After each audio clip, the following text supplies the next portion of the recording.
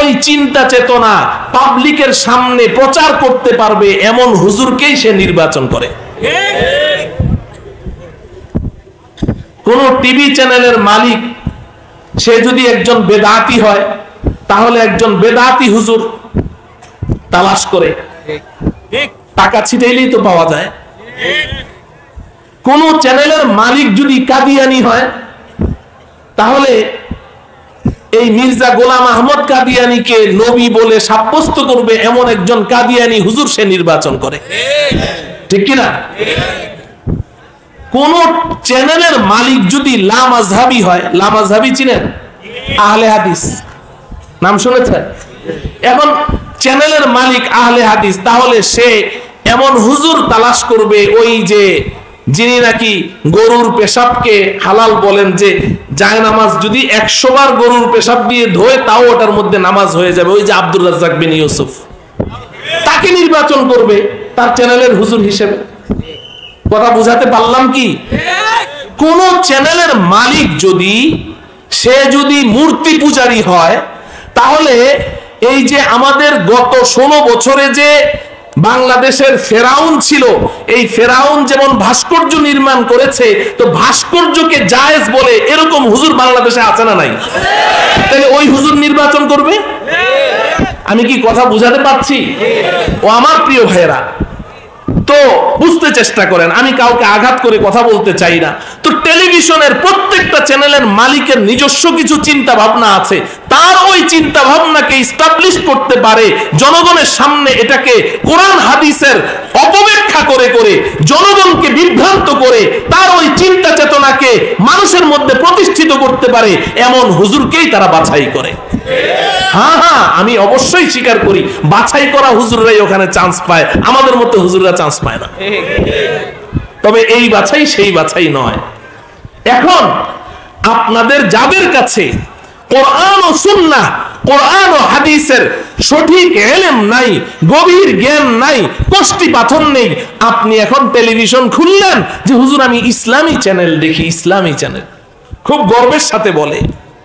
আপনি যে ইসলামী চ্যানেল দেখছেন, যার কাছ থেকে এই চ্যানেলের কথা ইসলাম শিখছেন, তিনি তো টাকায় কেনা একজন গোলাম, টাকায় কেনা গোলাম। এই টাকায় কেনা গোলামের কাছ থেকে আপনি যে কথাগুলো শুনছেন, তিনি তো কোনো একটা দল, কোনো একটা চিন্তা চেতনার অধিকারী কোনো ব্যক্তির চিন্তাকে আপনাকে গিলাচ্ছে, দলিল পেশ করছে কোরআন ও হাদিস। আপনি তো আর বুঝছেন না যে না কোরআনের আয়াত পেশ করছে, হাদিস পেশ করছে, কয় যে হুজুর ওরাও তো কোরআন হাদিস দিয়ে কথা বলে। হ্যাঁ, সবাই কোরআন হাদিস দিয়ে। এই যে নবীজি 73টা দলের কথা বলেছেন, তার মধ্যে যে 72টা জাহান্নামী দলের কথা বলেছেন, এরা সবাই কোরআন হাদিস দিয়ে কথা বলে, এরা সবাই কোরআন হাদিস দিয়ে কথা বলে।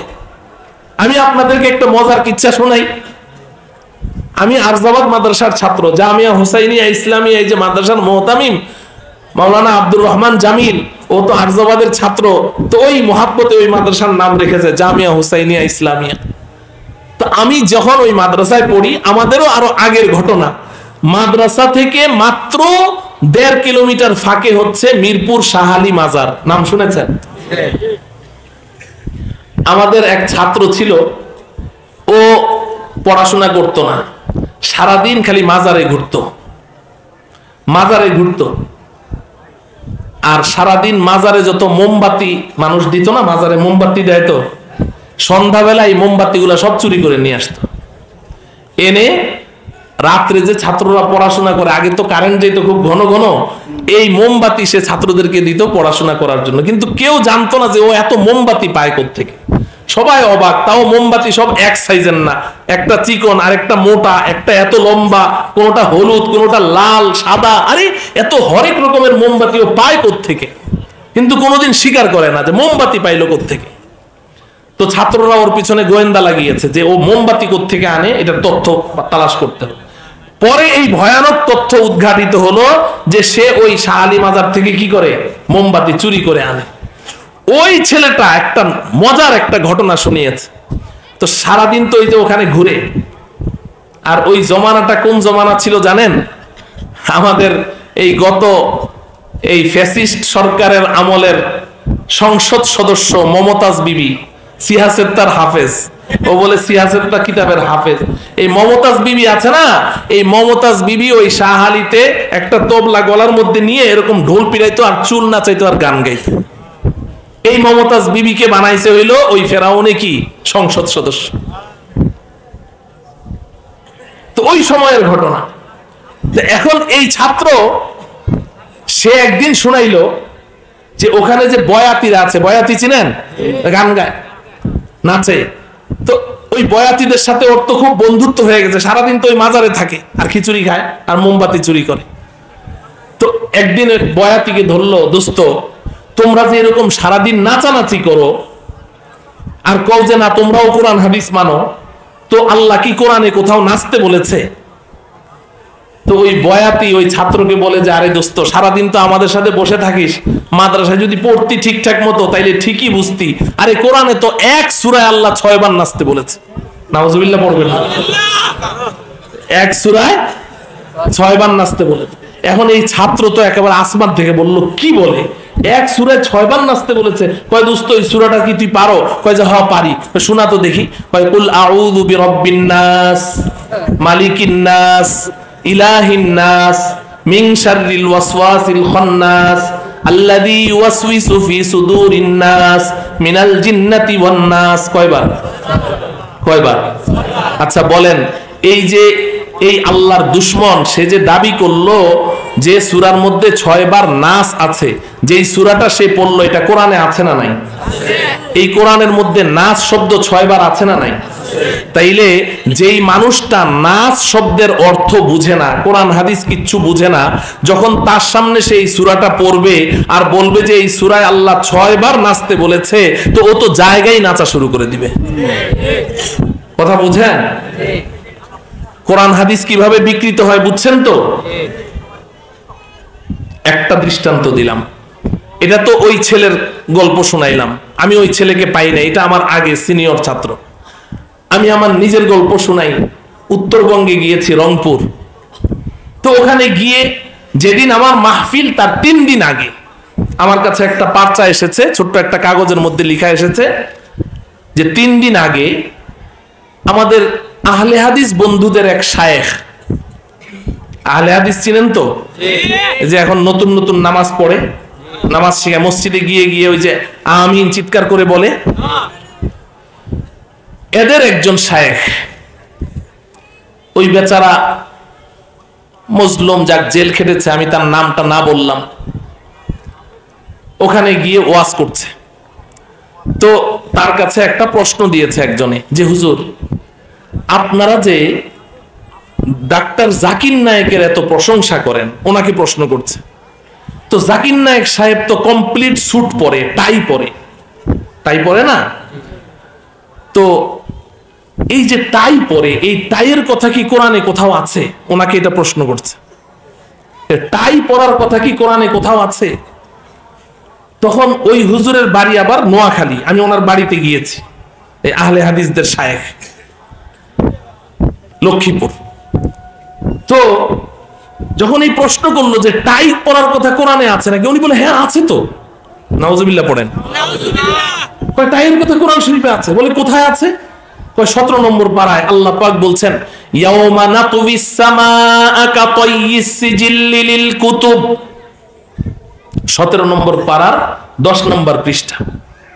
আগে এই আয়াতের অনুবাদটা আগে শুনেন, আর ওই আল্লাহর বান্দা কি ঘটনা ঘটিয়েছে এটা বুঝেন, আপনাদেরকে বুঝার জন্য বলছি। আল্লাহ বলছেন কিয়ামত দিবসের কথা, আমাদের নবীজিকে বলছেন যে আপনি স্মরণ করুন, ইয়াউমা নাতুবিস সামাআ কাতাইয়িস সিজিল্লি লিল কুতুব, যেই দিন আমি কিয়ামতের দিন এই আসমান, জমিন, পাহাড়, পর্বত, ইসরাফিল আলাইহিস সালাম যখন সিংহায় ফুঁক দিবেন তখন এগুলার কি অবস্থা হবে? ওয়াতাকুনুল জিবালু কাল ইহনিল মানফুশ, আছে না নাই? যে পাহাড়গুলোকে ধুনিত তুলার মতো আপনি উঠতে দেখবেন, ধুনিত তুলা যেভাবে বাতাসে উড়ে এরকম পাহাড়গুলো উঠতে থাকবে।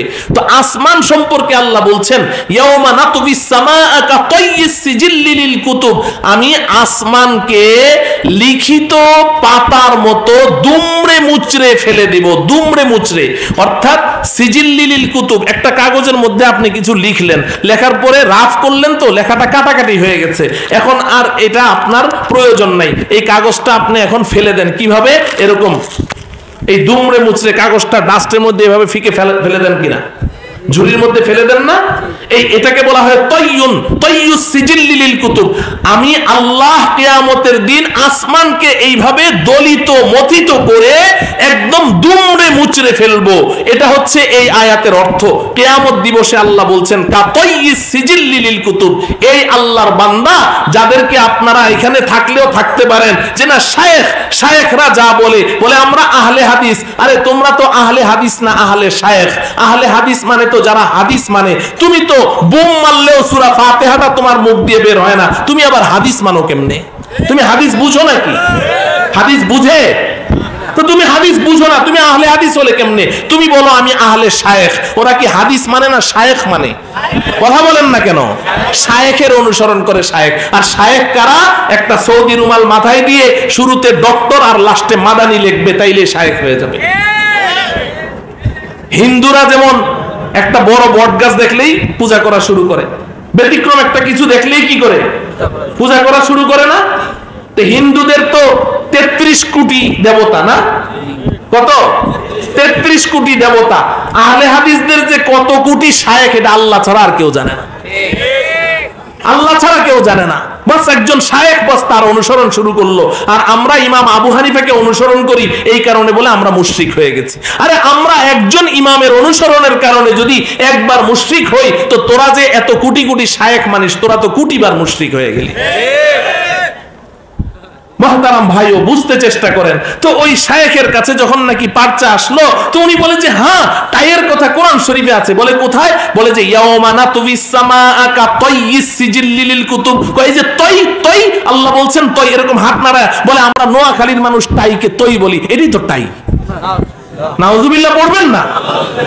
কোরআন হাদিস কিভাবে বিকৃত করে আপনাদের সামনে পেশ করছে, আপনি তো কিছুই বুঝেন না। আপনি বলেন যে হুজুর সহিহ হাদিস মানি, ওরা সহিহ হাদিস দিয়ে রেফারেন্স দেয়, ওরা আয়াত দিয়ে রেফারেন্স দেয়। হ্যাঁ এই যে আয়াত দিয়ে রেফারেন্স দিল, এখন আপনি বলেন যে কোরআন শরীফে টাই আছে, আপনার ঈমান থাকবে নাকি? ও আমার ভাই, বুঝার জন্য বলছি, কেউ একজন ডাক দিলেই শুধু দৌড় দিয়েন না, ডাক দিলেই দৌড় দিয়েন না। এতদিন পর্যন্ত আপনি একভাবে নামাজ পড়ে আসছেন, এখন এসে একজন বলে যে না তোর নামাজ হয় না, তুই নামাজের মধ্যে এত ভদ্র মানুষের মতো এরকম এই 4 আঙ্গুল ফাঁক করে দাঁড়াস, এই ভদ্রভাবে দাঁড়াইলে হবে না, 3 হাত ফাঁক করে দাঁড়াইতে হবে। বাস আপনি বাস শুরু করে দিলেন। কেউ এসে আপনাকে বলল যে চিলে তোর কান নিয়ে গেছে, আপনি দিলেন দৌড়। আরে দৌড়টা দেওয়ার আগে হাত দিয়ে দেখেন কানটা জায়গা মতো আছে কিনা। হ্যাঁ, তো কেউ এসে আপনাকে বলল যে তোর নামাজ হয় না, তোর জানাজা হয় না, জানাজার নামাজে সূরা ফাতিহা পড়িস না, বলে কি বলে না? হ্যাঁ, জানাজার নামাজে সেই জামালপুর শেখ আব্দুর রহমান জামালপুর, ওখানে আমি মাহফিলে গিয়েছিলাম। ওখানে তো সব ওদের আশেপাশে মসজিদ, সব 90% মসজিদ ওদের। তো কিছু তাবলিগি ছেলেরা, কলেজ ভার্সিটির ছাত্র এবং মাদ্রাসার কয়েকটা ছাত্র হিম্মত করে ওখানে একটা মাহফিল দিয়েছে। ওখানে তো হানাফিদের ওখানে প্রবেশ নিষেধ, এই অবস্থা। তো ওই জায়গায় আমি 2.5 ঘন্টা বয়ান করলাম। আমি বললাম যে আমি যদি একটাও জাল হাদিস বলি, মৌজু হাদিস বলি, তো এখানে সবার সামনে আমাকে ধরবেন, আমি চলে যাওয়ার পরে কালকে বলবেন যে জাল হাদিস বলে গেছে, তাইলে আপনি একটা মুনাফিক। 2.5 ঘন্টায় কেউ আমাকে কিছু বলল না। যাই হোক, আমি চলে আসার পরে পরের দিন একজনে ফোন করেছে, কয় যে হুজুর সূরা ফাতিহা ছাড়া কি নামাজ হয়? আমি বললাম যে না, সূরা ফাতিহা ছাড়া তো নামাজ হয় না। কয় তাইলে আপনারা যে জানাজার নামাজে সূরা ফাতিহা পড়েন না? তো আমি সাথে সাথে বললাম রুকু সেজদা ছাড়া কি নামাজ হয়? কয় না। আমি কই তাইলে তোমরা যে জানাজার নামাজে রুকু সেজদা করো না, তোমগো জানাজা হয় না। তো সাথে সাথে ফোন কেটে দিছে। কথা বুঝেন তো? বিভ্রান্ত করছে, বিভ্রান্ত। আমি আপনাদেরকে বুঝাতে চেষ্টা করছি, বিভ্রান্ত হওয়ার কোনো সুযোগ নেই, বিভ্রান্ত হওয়ার কোনো সুযোগ নেই। কিন্তু আমার প্রিয় ভাইয়েরা, নবীজি বলেছেন 72টা দল আপনাকে চারদিক থেকে টানছে, 72টা দল আপনাকে চারদিক থেকে টানছে। অক্টোপাসের মতো আয় আমার দলে আয়, আমি সঠিক, আমি সঠিক, আমি সঠিক, আপনি যাবেন কোথায়? এজন্য ওই হক জামাত, সত্যের পথের পথিক, সত্যের পতাকাবাহী জামাত, জান্নাতি জামাত, মুক্তিপ্রাপ্ত নাজাত প্রাপ্ত জামাত, ওই জামাতটা চেনার দরকার আছে না নাই? আপনারা চিনতে চান? আমি ওই ব্যাপারে দুটো কথা বলতে চাই, মনে কষ্ট নেবেন না তো। আমি আপনাদের সম্মুখে যে আয়াত তেলাওয়াত করেছি সূরা আলে ইমরান 106 এবং 7 নম্বর আয়াত আমি তেলাওয়াত করেছি। মনে রাখবেন সূরার নাম কি? সূরার নাম কি? আয়াত নাম্বার কত? 106-7 মনে রাখবেন। মাশাআল্লাহ, অনেক মানুষ মনোযোগ দিয়ে বয়ান শুনে, অনেক মানুষ। আমি গতকালকে ওই সিংগাইয়ের একখানে অনেক ভিতরে এক মাহফিলে গিয়েছি, তো ওখানে বয়ান শেষ করার পরে একজন ডাক্তার সম্ভবত বলছি, হুজুর গত বছর আপনি এই ওয়াজটা করেছিলেন, ওয়াজটা তো আমার মনে আছে কিন্তু আয়াত নাম্বারটা মনে নেই। ওয়াজটা সে সংক্ষেপে আমাকে শোনাইলো, এই কথাগুলো বলেছে। তো অনেক মানুষ মনোযোগ সহকারে বয়ান শুনে, কিন্তু আজকাল তো ওয়াজ মাহফিল হইলো কৌতুকের মঞ্চ, মজা নিতে আসে, মজা নিতে বলে যে হুজুর ওয়াজ জমাইবার পারে নাই। ওই যে ওয়াজটা কি করবার পারে নাই? জমাইবার পারে নাই। আজকে আসে সুর শোনার জন্যে, না হলে কিছু কিচ্ছা কাহিনী শুনবে, আর না হলে মঞ্চ গরম করবে, আর সবাই খালি চিৎকার করে স্লোগান দিবে। এগুলো শোনার জন্য আসে, শিখার জন্য আসে না। খুব কম মানুষ আসে। আলহামদুলিল্লাহ, আপনারা যে আমার এই সমস্ত এই নিরামিষ কথাগুলো মনোযোগ দিয়ে শুনছেন, আপনাদের শুকরিয়া আদায় করছি। সবাই বলে আলহামদুলিল্লাহ। আমি তো বক্তা না, আমি ওই ক্লাসে ছাত্রদের সামনে যেভাবে কথা বলি, মাহফিলে ওইভাবে কথা বলি। এটা আল্লাহ পাকের মেহেরবানি যে মানুষ কথাগুলো শুনে। আপনারা একটু বুঝতে চেষ্টা করেন। তো এই আয়াতের মধ্যে আল্লাহ পাক কি বলে শোনেন। ইয়াউমা তাবিয়াদ্দু ওয়ুজুহু ওয়া তাসওয়াদ্দু ওয়ুজুহ। আল্লাহ পাক বলেন, আমাদের নবীজিকে বলছেন, ও বন্ধু আপনি স্মরণ করুন ওই দিনের কথা, যেই দিন আমি দুনিয়ার সমস্ত মানুষকে দুই ভাগে বিভক্ত করে ফেলবো। সুবহানাল্লাহ বলেন। কয় ভাগে? দুনিয়াতে যত দলই থাক না কেন, আমি ওই দিন দুই দল করে ফেলবো। সেই দিনটা কোন দিন? কিয়ামতের দিন, হাসরের ময়দানে। আল্লাহ বলছেন, আমি আল্লাহ মানুষদেরকে দুই দলে বিভক্ত করব, দুই দলে। ওখানে আর 3 নম্বর কোন দল থাকবে না। এরপর আল্লাহ পাক বলছেন, এই যে দুই দল করব, তাবিয়াদ্দু ওয়ুজুহ তাসওয়াদ্দু ওয়ুজুহ। একদল মানুষের চেহারা থাকবে নূরে নূরান্বিত, আলোক উজ্জ্বল এবং সাদা শুভ্র আলোকিত, জলজল করতে থাকবে তাদের চেহারাগুলো। সুবহানাল্লাহ। আর ওয়াতাসওয়াদ্দু ওয়ুজুহ, আরেক দল মানুষের চেহারাগুলো নিকষ কালো, ভয়ানক, বিভৎস হয়ে যাবে, দেখলেই ভয় লাগবে, একেবারে কয়লার মতো কালো থাকবে চেহারাগুলো। নাউজুবিল্লাহ বলেন। দুই দল, এক দলের চেহারা থাকবে আলোকিত নূরান্বিত, আরেক দলের চেহারা থাকবে অন্ধকার কালো এবং ভয়ানক। এরপর আল্লাহ পাক বলছেন, ফাআম্মাল্লাযীনা আসওয়াদ্দাত ওয়ুজুহুহুম আকাফারতুম বা'দা ঈমানিকুম ফাযূকুল আযাবা বিমা কুনতুম তাকফুরুন। এই আয়াতে আল্লাহ পাক বলছেন, খোলাসা হচ্ছে, যেই মানুষগুলোর চেহারা নিকষ কালো, ভয়ানক, বিভৎস হবে, এই মানুষগুলোকে জাহান্নামে নিক্ষেপ করা হবে। নাউজুবিল্লাহ বলেন। ওয়া আম্মাল্লাযীনা বিয়াদ্দাত ওয়ুজুহুহুম ফাফি রাহমাতিল্লাহ হুম ফিহা খালিদুন। আল্লাহ পাক বলেন, আর যেই মানুষগুলোর চেহারা থাকবে নূরে নূরান্বিত, আলোকিত, উজ্জ্বল, শুভ্র, আল্লাহ পাক ওই মানুষগুলোকে রহমতের চাদর দিয়ে পরিবেষ্টন করে তাদেরকে জান্নাতে প্রবেশ করিয়ে দিবেন এবং চিরকাল তারা জান্নাতেই থেকে যাবে। এই হলো এই আয়াতের অনুবাদ। এই আয়াতের তাফসিরে জগৎ বিখ্যাত মুফাসসিরে কোরআন আল্লামা জালালউদ্দিন সুয়ুতি রাহমাতুল্লাহি আলাইহি, তার তাফসিরের কিতাব একটা তো উলামায়ে কেরাম সবাই চিনেন, তাফসিরে জালালাইন, যেটা আমাদের কওমি মাদ্রাসায় সিলেবাসভুক্ত তাফসিরে জালালাইন, কিন্তু এটা অত্যন্ত সংক্ষিপ্ত কিতাব। আল্লামা জালালউদ্দিন সুয়ুতি রাহমাতুল্লাহি আলাইহির মুতাওয়াল মুফাসসাল বিস্তারিত তাফসিরের কিতাব হলো তাফসিরে আদ-দুররুল মানসুর। এই কিতাবের মধ্যে আল্লামা জালালউদ্দিন সুয়ুতি রহমতুল্লাহি আলাইহি একেবারেই অবিচ্ছিন্ন বর্ণনা ধারায় মুত্তাসিলুস সনদে হযরতে আবু সাঈদ খুদরি রাদিয়াল্লাহু তাআলা আনহু, আব্দুল্লাহ ইবনে মাসউদ রাদিয়াল্লাহু তাআলা আনহু, এই দুই সাহাবীর বর্ণনা সূত্রে এনেছেন যে এই দুই সাহাবী নবীজিকে প্রশ্ন করলেন, ইয়া রাসূলুল্লাহ, হাসরের ময়দানে যেই মানুষগুলোর চেহারা থাকবে নূরে নূরান্বিত, আলোকিত, উজ্জ্বল,